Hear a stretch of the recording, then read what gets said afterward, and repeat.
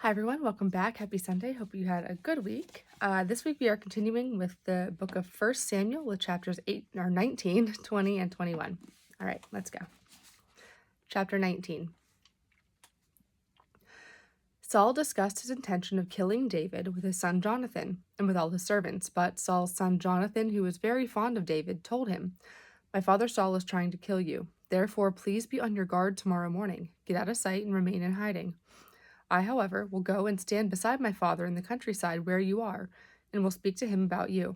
If I learn anything, I will let you know." Jonathan then spoke well of David to his father Saul, saying to him, "Let not your majesty sin against his servant David, for he has committed no offense against you, but has helped you very much by his deeds, when he took his life into his hands and slew the Philistine, Goliath. And the Lord brought about a great victory for all Israel through him. You were glad to see it. Why then would you become guilty of shedding innocent blood by killing David without cause?" Saul heeded Jonathan's plea and swore, "As the Lord lives, he shall not be killed." So Jonathan summoned David and repeated the whole conversation to him. Jonathan then brought David to Saul, and David served him as before. When war broke out again, David went out to fight against the Philistines and inflicted a great defeat upon them, putting them all to flight. Then an evil spirit from the Lord came upon Saul as he was sitting in his house with a spear in hand, and David was playing the harp nearby. Saul tried to nail David to the wall with a spear, but David eluded Saul, so that the spear struck only the wall, and David got away safe. The same night Saul sent messengers to David's house to guard it, that he might kill him in the morning. David's wife Michal informed him, "Unless you save yourself tonight, tomorrow you will be killed." Then Michal let David down through a window, and he made his escape to safety. Michal took the household idol and laid it in the bed, putting a net of goat's hair at its head and covering it with the spread. When Saul sent messengers to arrest David, she said, "He is sick." Saul, however, sent the messengers back to see David and commanded them, "Bring him up to me in the bed, that I may kill him." But when the messengers entered, they found the household idol in the bed, with the net of goat's hair at its head. Saul therefore asked Michal, "Why did you play this trick on me? You have helped my enemy to get away." Michal answered Saul, "He threatened me. Let me go, or I will kill you." Thus David got safely away. He went to Samuel in Ramah, informing him of all that Saul had done to him. Then he and Samuel went to stay in the sheds. When Saul was told that David was in the sheds near Ramah, he sent messengers to arrest David. But when they saw a band of prophets presided over by Samuel in a prophetic frenzy, they too fell into the prophetic state. Informed of this, Saul sent other messengers, who also fell into the prophetic state. For the third time, Saul sent messengers, but they too fell into the prophetic state. Saul then went to Ramah himself. Arriving at the cistern of the threshing floor, on the bare hilltop, he inquired, "Where are Samuel and David?" and was told, "At the sheds near Ramah." As he set out from a hilltop toward the sheds, the Spirit of God came upon him also, and he continued on in a prophetic condition until he reached the spot. At the sheds near Ramah, he too stripped himself of his garments, and he too remained in the prophetic state in the presence of Samuel. All that day and night he lay naked. This is why they say, "Is Saul also among the prophets?" Chapter 20.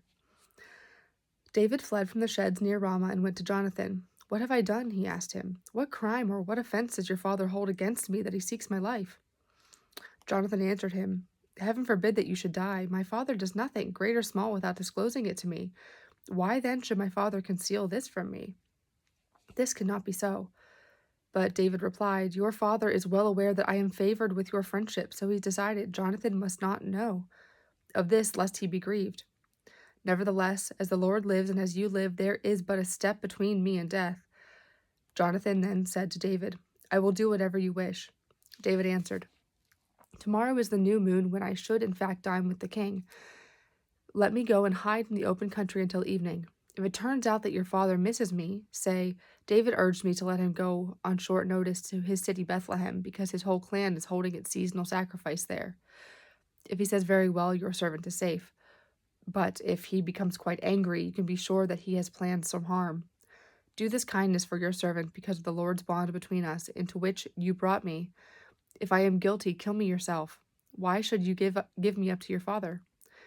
But Jonathan answered, "Not I. If ever I find out that my father is determined to inflict injury upon you, I will certainly let you know." David then asked Jonathan, Who will tell me if your father gives you a harsh answer?" Jonathan replied to David, "Come, let us go out into the field." When they were out in the open country together, Jonathan said to David, "As the Lord, the God of Israel, lives, I will sound out my father about this time tomorrow. Whatever he is well disposed, Whether he is well disposed toward David or not, I will send you the information. Should it please my father to bring any injury upon you, may the Lord do thus and so to Jonathan, if I do not apprise you of it and send you on your way in peace. May the Lord be with you, even as he was with my father. Only this, if I am still alive, may you show me the kindness of the Lord. But if I die, never withdraw your kindness from my house. And when the Lord exterminates all the enemies of David from the surface of the earth, the name of Jonathan must never be allowed by the family of David to die out from among you, or the Lord will make you answer for it." And in his love for David, Jonathan renewed his oath to him, because he loved him as his very self. Jonathan then said to him, "Tomorrow is the new moon, and you will be missed, since your place will be vacant. On the following day you will be missed all the more. Go to the spot where you hid on the other occasion, and wait near the mound there. On the 3rd day of the month I will shoot arrows as though aiming at a target. I will then send my attendant to go and recover the arrows. If in fact I say to him, 'Look, the arrow is this side of you, pick it up. Come, for you are safe. As the Lord lives, there will be nothing to fear.' But if I say to the boy, 'Look, the arrow is beyond you, go, for the Lord sends you away.' However, in the matter which you and I have discussed, the Lord shall be between you and me forever." So David hid in the open country. On the day of the new moon, when the king sat at the table to dine, taking his usual place against the wall, Jonathan sat facing him, while Abner sat at the king's side, and David's place was vacant. Saul, however, said nothing that day, for he thought he must have become unclean by accident and not yet have been cleansed. On the next day, the 2nd day of the month, David's place was vacant. Saul inquired of his son Jonathan, "Why has the son of Jesse not come to the table yesterday or today?" Jonathan answered Saul, "David urgently asked me to let him go to his city, Bethlehem. Please let me go," he begged, "for we are to have a clan sacrifice in our city, and my brothers insist on my presence. Now, therefore, if you think well of me, give me leave to visit my brothers. That is why he has not come to the king's table." But Saul was extremely angry with Jonathan and said to him, "Son of a rebellious woman, do I not know that, to your own shame and to the disclosure of your mother's shame, you are the companion of Jesse's son? Why, as long as the son of Jesse lives on this earth, you cannot make good your claim to the kingship? So send for him and bring him to me, for he is doomed." But Jonathan asked his father Saul, "Why should he die? What has he done?" At this Saul brandished his spear to strike him, and thus Jonathan learned that his father was resolved to kill David. Jonathan sprang up from the table in great anger and took no food that 2nd day of the month, for he was grieved on David's account, since his father had railed against him. The next morning Jonathan went out into the field with the little boy for his appointment with David. There he said to the boy, "Run and fetch the arrow." And as the boy ran, he shot an arrow beyond him in the direction of the city. When the boy made for the spot where Jonathan had shot the arrow, Jonathan called after him, "The arrow is further on." Again he called to this lad, "Hurry, be quick, don't delay." Jonathan's boy picked up the arrow and brought it to his master. The boy knew nothing, only Jonathan and David knew what that meant. When Jonathan gave his weapons to this boy of his and said to him, "Go take them to the city," when the boy had left, David rose from beside the mound and prostrated himself on the ground 3 times before Jonathan in homage. They kissed each other and wept aloud together. At length Jonathan said to David, "Go in peace, in keeping with what we two have sworn by the name of the Lord. The Lord shall be between you and me, and between your posterity and mine forever." Chapter 21. Then David departed on his way, while Jonathan went back into the city. David went to Ahimelech, the priest of Nob, who came trembling to meet him and asked, "Why are you alone? Is there none with you?" David answered the priest, "The king gave me a commission and told me to let no one know anything about the business on which he sent me or the commission he gave me. For that reason I have arranged a meeting place with my men. Now, what have you on hand? Give me 5 loaves, or whatever you can find." But the priest replied to David, "I have no ordinary bread on hand, only holy bread. If the men have abstained from women, you may eat some of that." David answered the priest, "We have indeed been segregated from women, as on previous occasions. Whenever I go on a journey, all the young men are consecrated, even for a secular journey, all the more so today when they are consecrated at arms. So the priest gave him holy bread, for no other bread was on hand except the show bread, which had been removed from the Lord's presence and replaced by fresh bread when it was taken away. One of Saul's servants was there that day, detained before the Lord. His name was Doeg, the Edomite, and he was Saul's chief henchman. David then asked Ahimelech, "Do you have a spear or a sword on hand?" "I brought along neither my sword nor my weapons, because the king's business was urgent." The priest replied, "The sword of Goliath, the Philistine, whom you killed in the vale of the terebinth, is here, wrapped in a mantle, behind the ephod. If you wish to take that, take it. There is no sword here except that one." David said, "There is none to match it. Give it to me." That same day, David took to flight from Saul, going to Achish, king of Gath. But the servants of Achish said, "Is this not David, the king of the land?" During their dances, do they not sing, "Saul has slain his thousands, but David his 10,000s?" David took note of these remarks and became very much afraid of Achish, king of Gath. So as they watched, he feigned insanity and acted like a madman in their hands, drumming on the doors of the gate and drooling on his beard. Finally, Achish said to his servants, "You see that man is mad. Why did you bring him to me? Do I not have enough madmen that you bring in this one to carry on in my presence? Did this fellow come into my house?" We'll do chapter 22. David left Gath and escaped to the cave of Adullam. When his brothers and the rest of his family heard about it, they came down to him from there. He was joined by all those who were in difficulties or in debt or who were embittered, and he became their leader. About 400 men were with him. From there, David went to Mizpeh of Moab and said to the king of Moab, "Let my father and mother stay with you until I learn what God will do for me." He left them with the king of Moab, and they stayed with him as long as David remained in the refuge. But the prophet Gad said to David, "Do not remain in the refuge. Leave and go to the land of Judah." And so David left and went to the forest of Hereth. Now Saul heard that David and his men had been located. At the time he was sitting in Gibeah under a tamarisk tree on the high place holding his spear, while all his servants were standing by. So he said to them, "Listen, men of Benjamin.